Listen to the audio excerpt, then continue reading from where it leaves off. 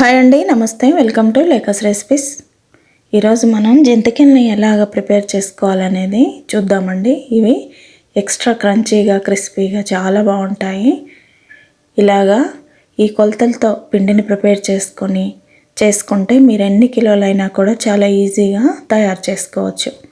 ఇవి ఎలా తయారు చేసుకోవాలి ఏంటి అనేది ఇప్పుడు నేను మీకు చూపిస్తాను. చూసారా ఎంత క్రిస్పీగా ఉన్నాయో, మనం ముట్టుకుంటేనే ఇరిగిపోతున్నాయి. ఇప్పుడు ఈ రెసిపీలోకి వెళ్ళిపోదామా. ముందుగా ఒక జార్ని తీసుకొని అందులోకి 1 కప్పు పుట్నాల పప్పుని వేసుకొని మూత పెట్టుకొని పప్పునంతా కూడా మెత్తగా గ్రైండ్ చేసుకోవాలి. పలుకులు అనేటివి లేకుండా మెత్తగా గ్రైండ్ చేసుకున్న తర్వాత మీకు చూపించే విధంగా చాలా మెత్తగా ఉండాలన్నమాట.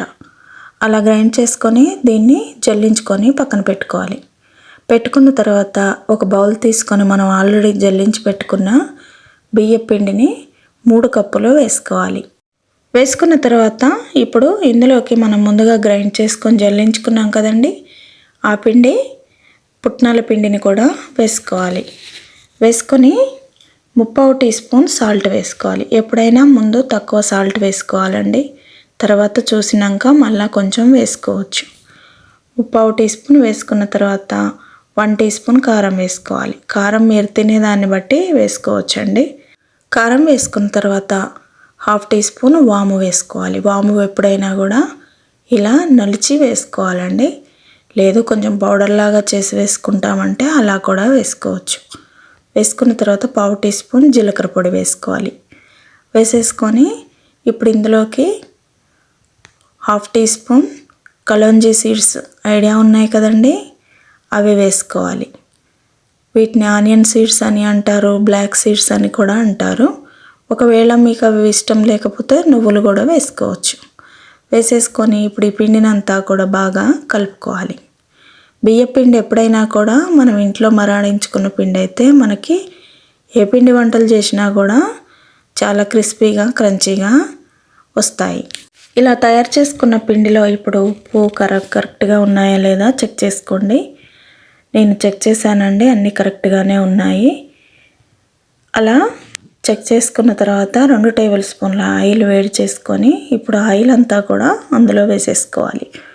ఒకవేళ ఆయిల్ ఇష్టం లేదు అనుకునేవారు 2 టేబుల్ స్పూన్ల బటర్ కూడా వేసుకోవచ్చండి. వేసుకొని ఇప్పుడు ఈ పిండినంతా కూడా ఆయిల్ అంతా కలిసేలాగా బాగా కలుపుకోవాలి. చూసారా, మీకు చూపించే విధంగా బాగా ఇలా కలుపుకున్న తర్వాత పిండి అంతా పర్ఫెక్ట్గా కలిసిన తర్వాత కొంచెంగా వాటర్ వేసుకుంటూ మన చపాతీ ముద్దలాగా తయారు చేసుకోవాలి. మనం జంతికల్ని ఎంత ఈజీగా ఒత్తగలుగుతామో అంత ఈజీగా పిండిని కలుపుకోవచ్చండి. మరి బాగా లూజు కన్సిస్టెన్సీలో కాకుండా కొంచెం చపాతీ పిండి కన్నా కొంచెం లూజుగా కలుపుకుంటే పర్ఫెక్ట్గా సరిపోతుంది. ఎందుకంటే కొంచెం గట్టిగా అయిందనుకోండి మనం ప్రెస్ చేయడానికి కష్టంగా ఉంటుంది. అందుకే అలాగా కొంచెంగా వాటర్ వేసుకుంటూ పిండినంతా కలుపుకోవాలి. ఇలాగ తయారు చేసుకున్న పిండి మీద మూత పెట్టుకొని ఒక 10 నిమిషాల పాటు పక్కన పెట్టుకోవాలి. ఈ లోపల మనం పిండి ప్రిపేర్ చేసుకునే ముందే స్టవ్ మీద ఆయిల్ పెట్టుకోవాలండి. పెట్టుకొని ఇప్పుడు 3 రంధ్రాలున్న మురుకుల పావుని తీసుకొని దానికి ఆయిల్ అప్లై చేసుకోవాలి. ఎందుకంటే మనకి పిండి అనేది చాలా ఈజీగా ప్రెస్ అవుతుంది. ఇప్పుడు మనము ఒక జాలిగరిట ఇలాంటిది కానీ లేకపోతే ఇంకేదైనా రంధ్రాలు ఉన్నది ప్లేట్ లాంటిది కానీ తీసుకొని ఇప్పుడు మురుకుపావులోకి మనం పిండిని పెట్టుకున్న తర్వాత ముందుగానే మనం జాలిగరిటకి కూడా కొంచెం ఆయిల్ అప్లై చేసుకోవాలి. ఎందుకంటే మనం మురుకులు ఒత్తినప్పుడు కడాయిలో వేయడానికి గరిటెకి ఆయిల్ అనేది ఉంటే మనకి కడాయిలో ఈజీగా వేసేయడానికి ఉంటుంది. ఇప్పుడు ఇలాగా పిండిని పెట్టుకున్న తర్వాత మీద ఒక పావును పెట్టుకొని ఇప్పుడు ఆ జాలిగరిటె మీద నిదానంగా జంతికల్ని ప్రెస్ చేసుకోవాలి. మీకు చూపించే విధంగా చేసేసుకొని దాన్ని కొంచెం కట్ చేసి ఆ పిండిని కూడా కొంచెం ఇలా ఒత్తినట్టుగా చేసేయాలి, అన్ని దగ్గరగా అనేసి.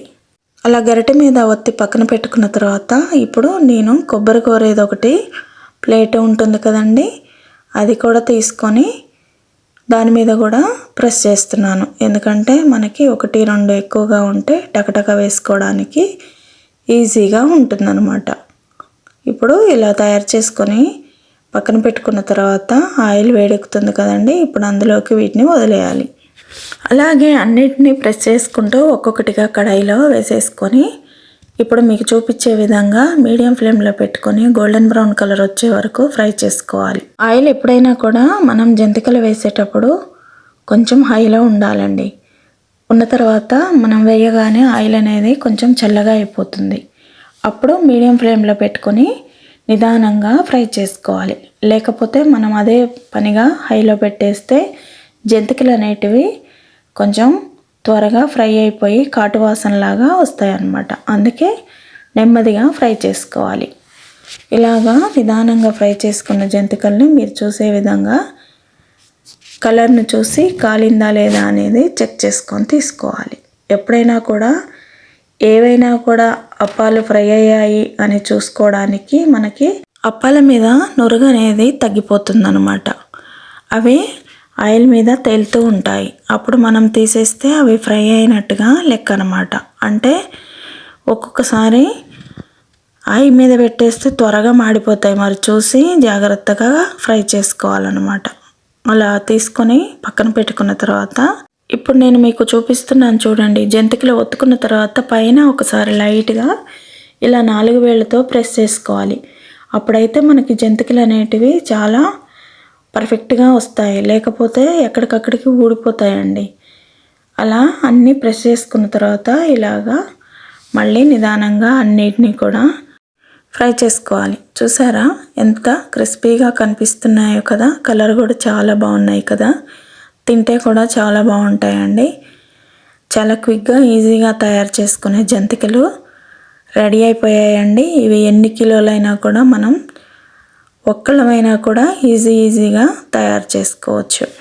పిల్లలు స్నాక్స్ కావాలి అని ఎప్పుడు అడుగుతారు, మనం టక్కున చేసిచ్చే మంచి క్రిస్పీ టేస్టీ జంతికలు రెడీ అయిపోయాయండి.